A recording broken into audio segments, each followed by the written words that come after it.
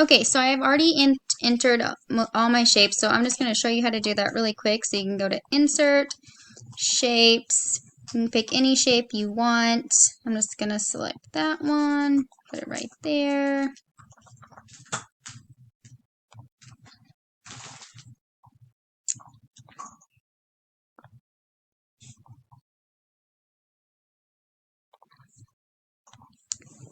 And we just want to add animation.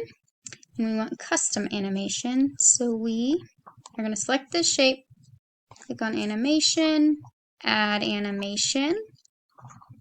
We're going to do custom path. Drawn up and over. And then we're going to press escape. So it's going to show us that it's there. Now we're going to go to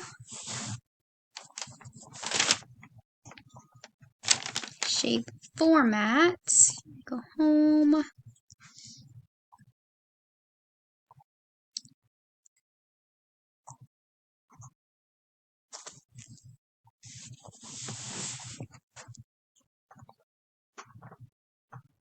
So now it's behind there.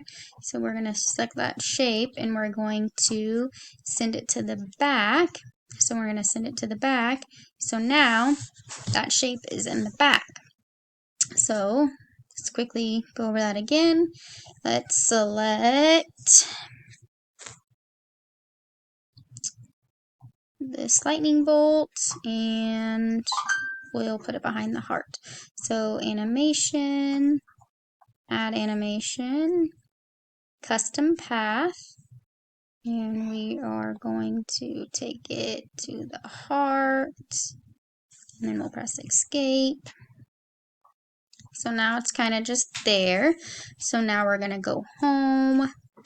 We are going to go to shape. We'll click on this. We'll click on that and we'll go to shape format. And it's going to be over here. So we're going to send it to the back. So now it's behind the heart. And that is how you do animation and custom animation on a PowerPoint. Thank you.